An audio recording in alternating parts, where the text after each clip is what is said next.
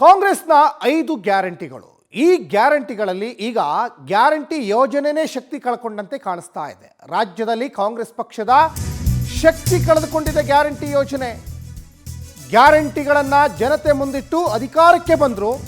ಈಗ ಗೃಹಲಕ್ಷ್ಮಿ ಆಯಿತು, ಇದೀಗ ಶಕ್ತಿ ಯೋಜನೆ ಕೂಡ ಎಫೆಕ್ಟ್ ಆಗ್ತಾ ಇದೆ ಸರ್ಕಾರಕ್ಕೆ. ಶಕ್ತಿ ಯೋಜನೆಯಿಂದ ಸಾರಿಗೆ ನಿಗಮಗಳಿಗೂ ಈಗ ಸಂಕಷ್ಟ ಎದುರಾಗ್ತಾ ಇದೆ. 4 ನಿಗಮಗಳಿಗೆ ಕೋಟಿ ರೂಪಾಯಿ ಈಗ ಬಾಕಿ ಇದೆ. ಸಾಕಷ್ಟು ನಷ್ಟದ ಹಾದಿಯಲ್ಲಿ ಸಾರಿಗೆಯ 4 ನಿಗಮಗಳಿದ್ದಾವೆ. KSRTC, BMTC ಮತ್ತು NWKRTC, KKRTC ಈಗ ಕೋಟಿ ಬಾಕಿ ಉಳಿಸ್ಕೊಂಡಿದೆ.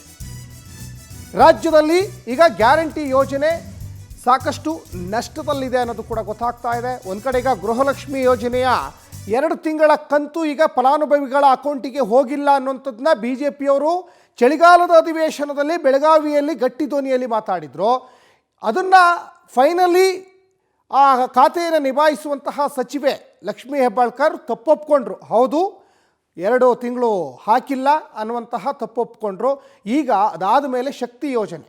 ಈ ಶಕ್ತಿ ಯೋಜನೆಯಲ್ಲಿ ಕರ್ನಾಟಕದ ಎಲ್ಲ ಮಹಿಳೆಯರು ಯಾವುದಾದ್ರೂ ಒಂದು ಆಧಾರ್ ಕಾರ್ಡ್ ಇದ್ದರೆ ಸಾಕು, ನೀವು ಕರ್ನಾಟಕದಾದ್ಯಂತ ಎಲ್ಲಿಗೆ ಬೇಕಾದರೂ ನೀವು ಹೋಗ್ಬೋದು. ಇದು ಸರ್ಕಾರ ರಚನೆ ಆದಂಥ ಸಂದರ್ಭದಲ್ಲೇ ಪ್ರಣಾಳಿಕೆಯಲ್ಲೂ ಕೂಡ ಹೇಳಿದರು.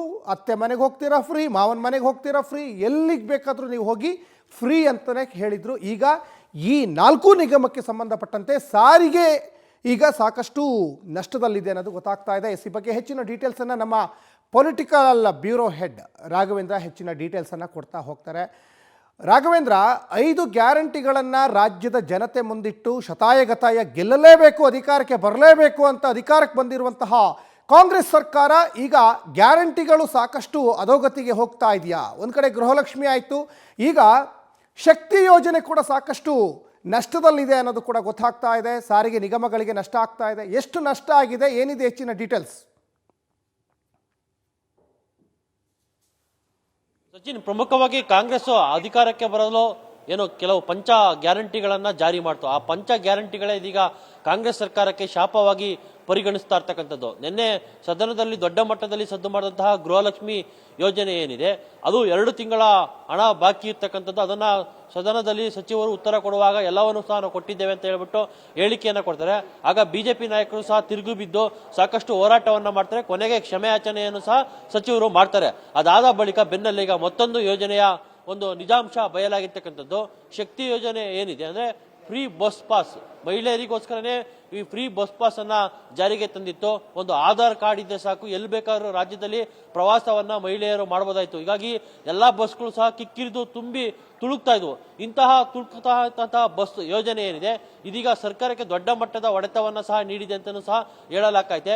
ಪ್ರಮುಖವಾಗಿ 2023 ಮತ್ತು 2024ನೇ ಸಾಲಿನಲ್ಲಿ ಇಂದ ಹಿಡಿದು ಇಲ್ಲಿವರೆಗೂ ಸುಮಾರು 4,000 ಕೋಟಿ ಹಣವನ್ನ ಸರ್ಕಾರ ಪಾವತಿ ಮಾಡದೆ 4 ನಿಗಮಗಳಿಗೆ ಉಳಿಸ್ಕೊಂಡಿರ್ತಕ್ಕಂಥದ್ದು. KSRTC ಆಗಿರ್ಬೋದು, BMTC ಆಗಿರ್ಬೋದು, ವಾಯುವ್ಯ ಆಗಿರ್ಬೋದು, ಹಾಗೆ ಕಲ್ಯಾಣ ಕರ್ನಾಟಕ ಆಗಿರ್ಬೋದು, ಹೀಗೆ 4 ನಿಗಮಗಳು ಏನಿದಾವೆ, ಆ 4 ನಿಗಮಗಳಿಗೂ ಸಹ ಹಣವನ್ನ ಪಾವತಿ ಮಾಡದೆ ಸರ್ಕಾರ ಬ್ಯಾಲೆನ್ಸ್ ಅನ್ನ ಉಳಿಸ್ಕೊಂಡಿರ್ತಕ್ಕಂಥದ್ದು 4,000 ಕೋಟಿ.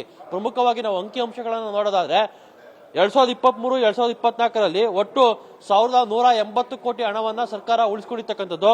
ಅದೇ ರೀತಿ 2024 ಮತ್ತು 2025ರಲ್ಲಿ 1,170 ಕೋಟಿ ಹಣವನ್ನ ಸರ್ಕಾರ ಉಳಿಸ್ಕೊಂಡಿದೆ. ಹಾಗೆ 2025 ಮತ್ತು 2026ರಲ್ಲಿ 1,655 ಕೋಟಿ ರೂಪಾಯಿ ಹಣವನ್ನ ಬ್ಯಾಲೆನ್ಸ್ ಉಳಿಸ್ಕೊಂಡಿರ್ತಕ್ಕಂಥದ್ದು. ಹೀಗೆ ಒಟ್ಟು 4,000 ಕೋಟಿ ಹಣವನ್ನ ಸರ್ಕಾರ ಉಳಿಸ್ಕೊಂಡಿರ್ತಕ್ಕಂಥದ್ದು. ಹೀಗಾಗಿ ನಿನ್ನೆ ಗೃಹಲಕ್ಷ್ಮಿ ಆಯಿತು, ಇವತ್ತು ಶಕ್ತಿ ಯೋಜನೆ, ಈ ಎಲ್ಲಾ ಯೋಜನೆಗಳು ಸಹ ಸರ್ಕಾರಕ್ಕೆ ದೊಡ್ಡ ಮಟ್ಟದ ಹೊಡೆತವನ್ನ ನೀಡ್ತಾ ಇದಾವೆ ಅನ್ನೋದು ಇಲ್ಲಿಗೆ ಕನ್ಫರ್ಮ್ ಆಗಿರ್ತಕ್ಕಂಥದ್ದು ಮತ್ತೆ ಶಾಪವಾಗಿ ಕಾಡ್ತಾ ಇದಾವೆ. ಹೀಗಾಗಿ ಸರ್ಕಾರ ಎಲ್ಲೋ ಒಂದ್ ಕಡೆ ಆರ್ಥಿಕ ಸಂಕಷ್ಟಕ್ಕೆ ಸಿಲುಕಿದೆ ಅನ್ನೋ ಪ್ರಶ್ನೆಯೂ ಸಹ ಇದೀಗ ಕಾಡ್ತಾ ಇರ್ತಕ್ಕಂಥದ್ದು.